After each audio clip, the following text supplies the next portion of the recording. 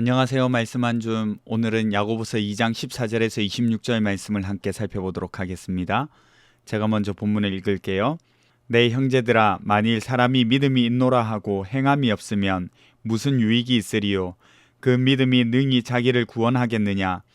만일 형제나 자매가 헐벗고 일용할 양식이 없는데 너희 중에 누구든지 그에게 이르되 평안히 가라, 덥게 하라, 배부르게 하라 하며 그 몸에 쓸 것을 주지 아니하면 무슨 유익이 있으리요? 이와 같이 행함이 없는 믿음은 그 자체가 죽은 것이라. 어떤 사람은 말하기를 너는 믿음이 있고 나는 행함이 있으니 행함이 없는 내 믿음을 내게 보이라. 나는 행함으로 내 믿음을 내게 보이리라 하리라. 내가 하나님은 한 분이신 줄을 믿느냐?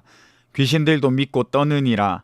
아, 한탄한 사람아, 행함이 없는 믿음이 헛것인 줄을 알고자 하느냐? 우리 조상 아브라함이 그 아들 이삭을 제단에 바칠 때에 행함으로 의롭다 하심을 받은 것이 아니냐.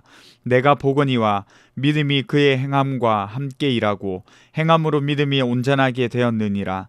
이에 성경에 이른바 아브라함이 하나님을 믿으니 이것을 의로 여기셨다는 말씀이 이루어졌고 그는 하나님의 벗이라 칭함을 받았나니, 이로 보건대 사람이 행함으로 의롭다 하심을 받고 믿음으로만은 아니니라. 또 이와 같이 기생 라합이 사자들을 접대하여 다른 길로 나가게 할 때에 행함으로 의롭다 하심을 받은 것이 아니냐. 행함 없는 몸이 죽은 것 같이 행함이 없는 믿음은 죽은 것이니라. 아멘. 여러분, 오늘 본문 아주 강렬한 한 문장으로 요약이 되죠. 행함이 없는 믿음은 그 자체가 죽은 것이라. 살아있는 믿음과 죽어있는 믿음, 참 믿음과 거짓 믿음을 구분하고 행함으로 믿음을 증명하라고 강력하게 도전하는 본문입니다. 딱히 설명하지 않아도 예화까지 완벽해서 훨씬 강력하게 다가오죠. 그런데 사실 이 본문을 두고 논란이 좀 있기는 해요. 14절의 말씀을 보면 마치 행함이 있어야 구원을 얻는다, 또 전체적인 문맥을 볼 때에 그런 말로 들리거든요. 14절을 한번 볼까요? 내 형제들아, 만일 사람이 믿음이 있노라 하고 행함이 없으면 무슨 유익이 있으리요? 그 믿음이 능히 자기를 구원하겠느냐? 아니, 바울은 믿음으로 말미암아 구원을 얻는다고 했고 우리도 그렇게 알고 있습니다. 그런데 야고보는 어떻게 행함이 필요하다 이렇게 말을 하지? 이렇게 생각할 수 있어요. 행위로 구원을 얻는 것에 대해서 굉장히 민감한 시기가 있었는데 바로 종교개혁 시대였습니다. 이 시대에 종교개혁의 포문을 연 사람이 마틴 루터라는 사람이거든요. 이 사람은 야고보서를 연구하다가 오늘 본문에서 행위를 너무 강조하는 것 같아서 책을 덮어버렸대요. 그리고 야고보서를 지푸라기 같은 책이라고 그렇게 평가했죠. 가톨릭 교회와 치열하게 싸웠던 이 당시의 상황을 생각하면 이해는 갑니다. 왜냐면요, 싸움의 주요 쟁점 중에 하나가 뭐였냐면 바로 면벌부와 같은 그런 논리였거든요. 면벌부, 면죄부로도 알려져 있을 텐데요. 이게 뭐냐면 벌을 면제받았다는 증서입니다. 사제한테 고해하면 죄는 용서받는데 그 죄에 상응하는 벌은 남아있거든요. 그러면 그 벌을 해결하지 않으면 그 사람이 죽어서 연옥에서 벌을 다 받고 천국에 간다, 이런 논리가 있었어요. 그러니까 그 벌을 해결하려면 그에 상응하는 헌금을 해야 하는 거죠. 그리고 면벌부 증서를 받는 겁니다. 면벌의 효력은 교황으로부터 나오고요. 그러니까 당시 가톨릭은 이 면벌부를 판매해서 성당을 짓고 부패한 사제들의 배를 불리는 그런 일을 많이 했던 거예요. 루터는 이게 이상한 거예요. 왜냐하면 성경은 분명 믿음으로 이롭게 된다고 했는데 왜 고해를 해서 죄를 사면받고 또 벌을 사면받아야 하나, 이렇게 생각을 했던 거죠. 그리고 그 권리를 왜 교황이 가지냐는 그런 말이죠. 그래서 믿음으로 이롭게 되는데 돈을 내는 행위로 의로워진다는 이 논리에 맞서서 치열하게 싸우다 보니까 행위에 대한 예민함으로 야고보서를 대했던 것 같아요. 같은 시기에 종교개혁자 칼빈은 루터가 너무 성급했다고 깊이 살펴보지 않았다, 이렇게 지적하기도 했었어요. 칼빈의 지적이 일리가 있습니다. 여러분, 오늘 본문은요, 행위로 구원한다, 행위로 구원받는다 라는 것을 말하는 것이 아닙니다. 참된 믿음, 살아있는 믿음은 반드시 행위로 나타난다, 이거를 말하는 거예요. 같은 것 같지만 달라요, 여러분. 살아있는 믿음은 열매를 맺는다는 거죠. 구원의 원인으로 보는 것이 아니라 구원의 증거로 보는 거예요. 이건 마치 동전의 양면을 보는 것과 같은 거예요. 믿음과 믿음의 열매인 행위는 항상 같이 따라가는 거죠. 야고보뿐만 아니라 요한과 바울도 이 부분을 말합니다. 여러분, 보세요. 요한은 누가 이 세상의 재물을 가지고 형제의 궁핍함을 보고도 도와줄 마음을 닫으면 하나님의 사랑이 어찌 그 속에 거하겠느냐. 요한일서 3장 17절에 이렇게 말하거든요.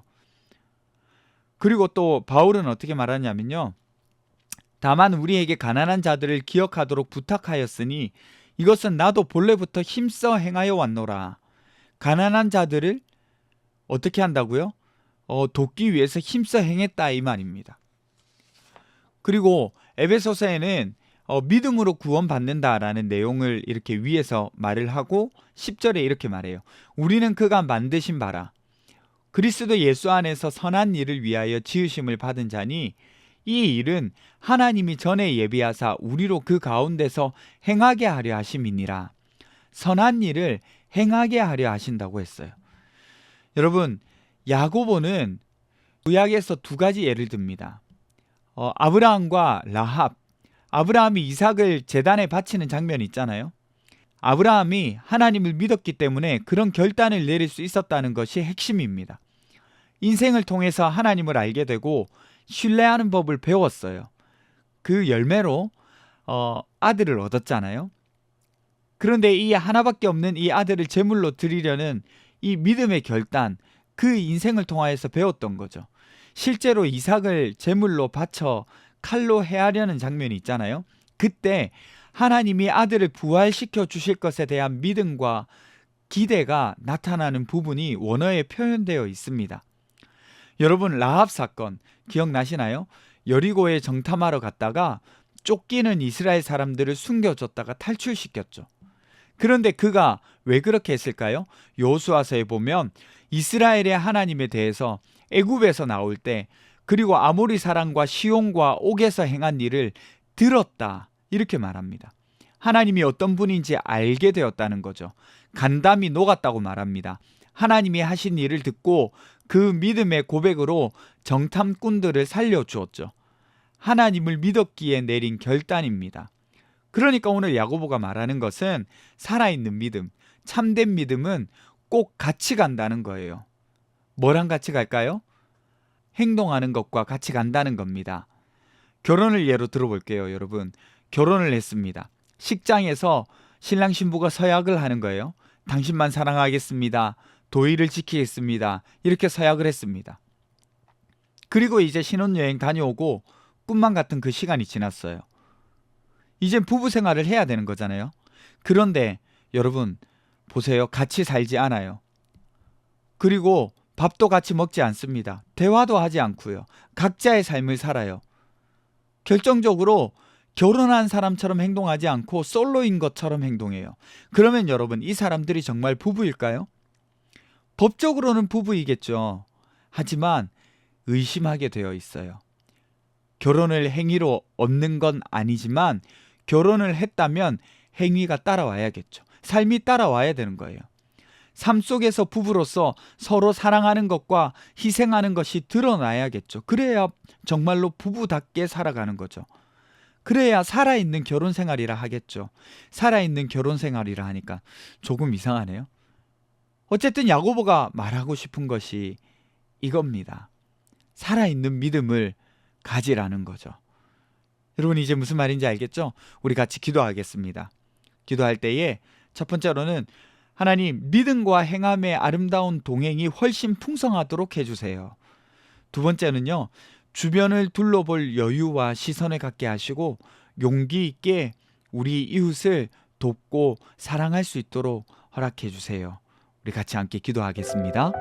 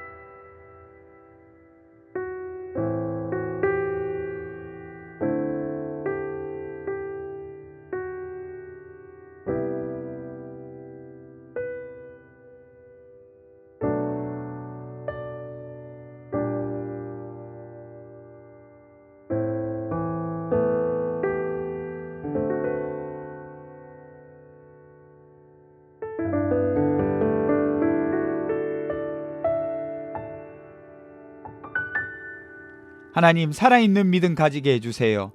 주변을 둘러보고 용기 있게 도울 수 있도록 우리의 삶을 인도해 주세요.